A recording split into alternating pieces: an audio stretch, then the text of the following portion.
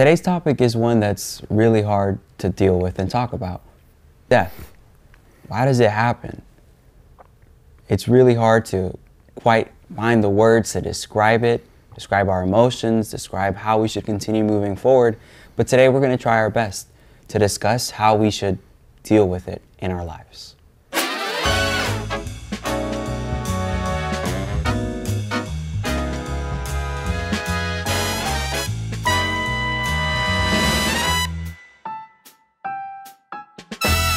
Welcome to Tiny Chair Talks, where we have big conversations in tiny chairs. Today I'm here with a friend, Mr. Justin Mertz. How are you? Doing pretty good. How are you? Good too. So tell us, what do you do? I am a sophomore theology major at Southern Adventist University. That's great. Well, we're so glad that you're here. I'm happy to be here. Today's topic is really challenging to deal with, to discuss, because it's affected all of us in one way or another, dealing with death. What kind of emotions might someone feel when a death happens near them? I think the initial one would be almost denial, because like you're so used to like that person being there that suddenly when they're not, you're like, no, like I'm in a dream, like someone pinched me, that whole thing. There's actually this thing that happens like whenever someone maybe gets like a leg amputated or something, like they still feel pain in that spot after it's gone. You know, it's like their body's in denial, and I think our emotions do that too. You know, we're like, you know, this person's supposed to be here, but they're not, and you're like, why? And then it's just, that instantly will lead into like anger and confusion and just hopelessness, and you know, those, like it won't stay like that forever, but those initial feelings are really strong. Yeah, and I definitely think that there is, exactly what you're saying, a sense of, this isn't normal. This isn't right. This should not be going on. When we talk about death, how can we understand why it even happens? Well, I think one way we can understand that, like, why death happens is, you know, like just looking at the world we live in, you know, the things people are doing with their lives, the choices people are making, you know, like sometimes it only leads to death, whether they die or someone else dies. And it's really sad to see, but it's just almost part of life at this point, which is not what God intended at all. Yeah, and you know, we can talk about how God feels about death. I think of so many stories in Scripture. One of the biggest ones is the one of Lazarus passing away. A story where Jesus' close friend loses his life. And then Jesus, before doing an amazing miracle, weeps. Yeah. And he takes a moment and just lets out all those tears in front of all those people, the Savior of the world crying at death. How much more should we feel allowed to cry as well when we experience loss? Exactly. Like sometimes when we go through trials or whatever, the initial feeling is, you know, like I'm okay, you know, I'm fine. You know, everyone struggles with this, therefore, like I should be okay, you know, because they're okay now. But in reality, you know, like it's completely okay to cry. But, you know, just look at like Jesus when he was on the cross. Like, how do you think God felt? How do you think Jesus felt? It was just pure, like almost these negative emotions of, you know, God, why have you forsaken me? You know, and sometimes we look at God like that and be like, God, why have you forsaken me? Why is this person gone? But, you know, God doesn't call us to like just bounce right back. You know, something I've experienced in my life is that the miracle when I started following Jesus wasn't that all my problems went away or my negative emotions went away. The miracle was that my eyes were set upon Jesus, even in the midst of those. And that's what he calls us to do. That's powerful. Focusing on Jesus during that time and realizing that Jesus gives us permission to go through that stage of grief when we've experienced death. Exactly. And also like focusing on Jesus inherently helps us focus on life itself and the joy that it is, you know, because Jesus says, you know, in the story of Lazarus, I am the resurrection and the life. Yeah, that's such a beautiful text to remember. How do you think it's like for someone to deal with death and try to do it without knowing Jesus?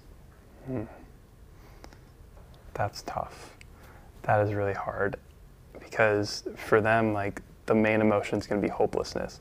Be like, will I ever, like, will I ever be able to see this person again? And most, if Jesus is not in the picture, it's no. And at that point, you can get really introspective because you're like, oh my goodness, like all this vanity, I'm just going to die one day too. And it can really affect how you like interact with others, because then you're suddenly just like, life is meaningless. But also at the same time, I feel like even when someone isn't focusing on Jesus, there's a part of them that knows, that this is not the end.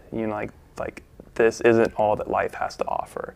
And oftentimes, an experience like that will push someone to seek truth. Yeah, that's really deep. I mean, I guess you're saying during those moments, there is something inside of us that's telling us there's something else to this story. This isn't really the end. Yeah, exactly. Yeah. Can you share with us any personal experiences you might have with death?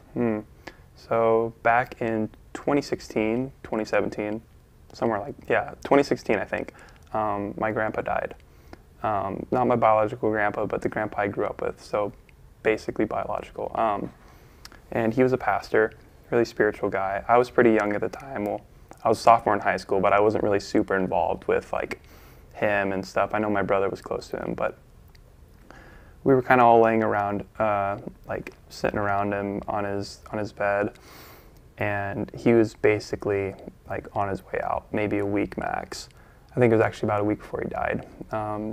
Stage 4 cancer, and he was about 86. So like we knew it was on the way. And I remember him saying one thing that really got my attention, because I wasn't in a focused headspace with God. Like I had been before, but I was kind of like in the beginning stages of going downhill.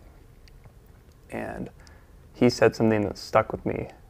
He said, like, I know I'm going, but like, I want to see you guys there too. He's like, don't disappoint me.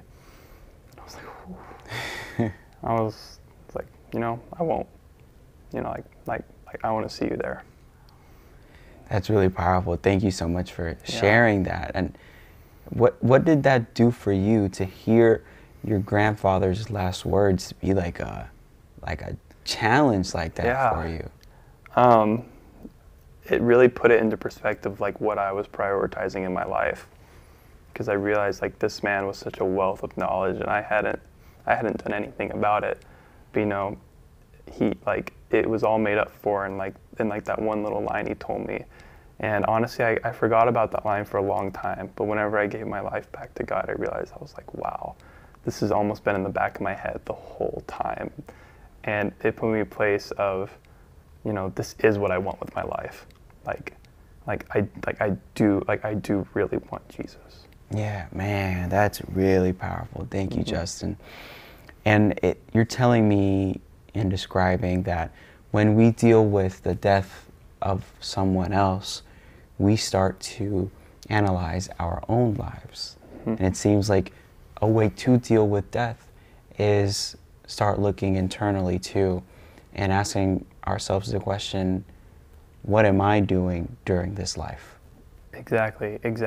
And there's also like a dual feeling of whenever someone dies, you're like, oh, I should have done this more, I should have done this more. I basically blew them off the last time I saw them, and now they're gone. And that's a pretty, like, I would say, normal feeling to feel, because you always feel like you could do something more. I don't know if you've ever seen the movie Courageous, where he's like, if we just hadn't let our daughter go to that birthday party, then she wouldn't have gotten in that car crash. That's always an emotion that flashes through the head. And that's just something that God's like, you cannot think like that. Like, that's so unrealistic. But like as humans, we always want to try and justify everything and like make sense of it all, when God is like, hey, it's not your fault. You did everything you could. Just come, let me hold you.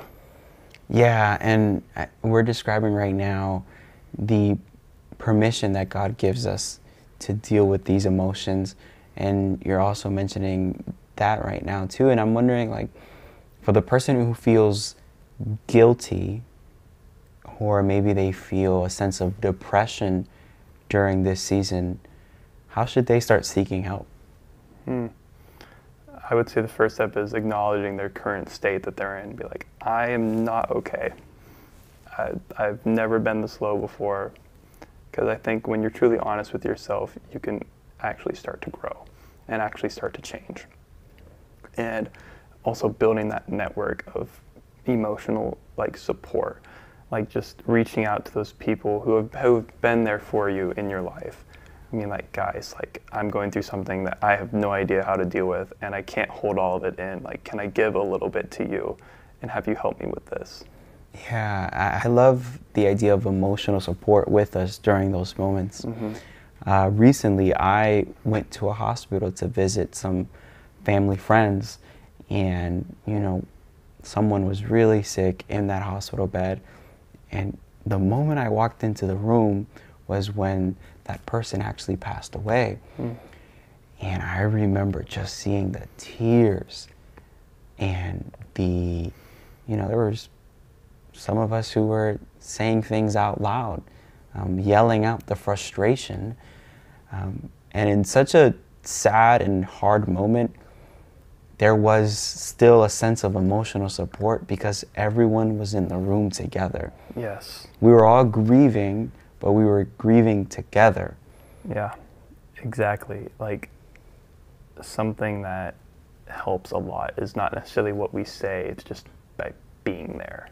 Because oftentimes people don't want to hear anything.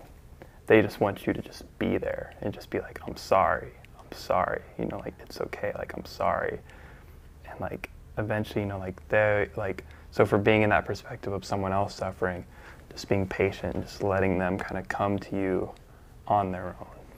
Yeah, and that's really interesting. Being just present is enough. It's really easy for us as Christians to want to explain when we're going through grief. Explain to others, this is why you're going through this. There's a reason behind all of this. Like, we want to get theological, and we think that by sharing our wisdom, it'll help their situation. But how have you experienced just being present and that allowing for healing to take place? Yeah, well, most of the time, like, in negative emotion and stuff, people don't want to feel like they're wrong. And, you know, sometimes when we give advice, even theological hope, you know, it can feel like, are you saying I've been doing something wrong? You know, like people just don't want to hear it. They're not very, like, in a position to receive a lot of intellectual depth at that moment. You know, they literally just want you to be there. That's like if they want advice, they'll ask for it. And the amazing thing is that's enough, right? Just being there. I think we talked about Lazarus, how Jesus went to Bethany and in that town spent time with Mary and Martha, the sisters of Lazarus, and was just there. He did the miracle, but he also just spent the quality time that was necessary in order for healing to take place. Yeah. I'd like to know, how can someone find peace? Is there an opportunity to ever experience peace again after the loss of a loved one? Yeah, I think there definitely is. And one way, like I mentioned before, is just acknowledging the pain that you're feeling. Don't shove it down, because it will come back. You know, just and finding those other people who you're willing to be open with, who've maybe gone through a similar thing, like peer support, or maybe like if you're like a man, you know, like men's ministry or like women's ministry, or you know, just stuff like that. Something where like you can really relate to people on a peer level, because more likely than not, at least one person has gone through that same thing. And finding that peace, you know, like where 2 or 3 are gathered, right? Like when you gather with peers who have been through similar things in the name of Jesus, like peace is the only outcome. I know you've been a leader of a small group, and I want to know, how was being a part of a small group practically helping you find peace during challenges of your life? It helped realign my mindset, because my whole week would be going crazy. I'd have a lot of different emotions, but then coming to life group, I was like, okay, I know for this hour I'm going to be at peace, you know, because I'm going to be with Jesus. And that was something that made my seeking after Jesus even more so, because there was this equation. I was like, well, I'm sure you've heard it. It's like no God, like no peace, and then it's like no God, you know peace. That's deep. I appreciate that. And how about for the person who wants to blame God or is angry at God? Do you think there is room to have those feelings towards him, and how can we work through it? I think acknowledging your emotions is healthy, in a way. But God does ask us at a point, to recognize, that He does have a plan in store, and that does take a long time to accept. But God's willing to be patient with us. Be like, okay, I know you're mad. I know you're upset. Like, look at Joseph. Joseph was in prison for 2 years, did nothing wrong, and he just had to, finally come to the point realizing, this is what God has for me, and that's okay. But trying to force someone to not be mad, even just the slightest, will make them even more mad. Just continuing to show Jesus to that person, not forcing Jesus at them. Just showing them the invitation that He's inviting them back into is what's going to do the job. Yeah, and I'd love to hear from you. What hope can we find in Jesus? We know that life on here at this, in this world is not guaranteed. So what kind of hope can we see in Him while we're still on earth? Well, I would say the biggest one is, when you see someone's testimony, you see a changed life. Honestly, a changed life is almost as big as a miracle as a resurrected one, because it's almost impossible. But seeing that the power of God is still moving in the past, in the present, means that just by order of logic, it's going to happen in the future. And God's promises are true. John 16:33, in the world you will have troubles, but be of good cheer. I have overcome it already. I have overcome the world. It's not something oh, I may, I'm planning on it. It's I have. It's done already. And if this promise of me resurrecting from the dead happened 2,000 years ago, then man, it's definitely going to happen in the future with all of you guys and with your loved ones. I think that's so powerful. You said the cheerful spirit, be of a cheerful spirit. That's really hard to reach because the situation itself is not cheerful, yet I am being asked to be of a cheerful spirit. What does that balance look like? It's hard. It's hard to find that balance of, pain and cheerfulness, but I think one replaces the other. And it happens slowly and slowly over time. The pain's still always going to be there. That's just a result of the world we live in. That's what scars are. But go to Isaiah. He was bruised for our iniquities. He was hurt. For the pain that we feel. And He took that upon Himself. And that's a promise we can have. Even in this pain now, He's already taken all the pain. And He's already felt it all, so He can sympathize with us more than anyone. Yeah, there's no one else like Jesus. He experienced death, so we have that sense of security in that He is working through our own struggles while we're going through it too. And it's really powerful. Yeah, and then that loops back around to John 16:33, where it's because I have done these things, because I have suffered, I have overcome, so you can be a good cheer. Yeah. Justin, thank you so much. That was really powerful. I appreciate it. Yeah. And we want to share with you, maybe there is death happening in your family now, and you feel overwhelmed and frustrated. We want to tell you there's room for those feelings. Jesus wept when He saw death as well. And we also want you to remember that in Jesus, there is resurrection and there is life. And during this time period, the best thing you can do is to just stay close to Him. Even though we might not understand it, drawing near to Him will always be the key. We thank you so much for joining us at Tiny Chair Talks, where we have big conversations in tiny chairs. We'll see you next time.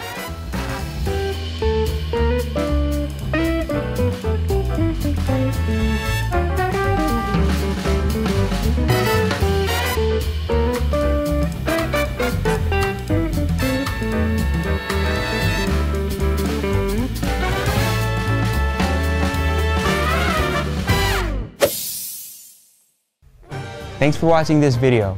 We're so glad that you tuned in. If you want to check out some more content, check out either one of these two videos.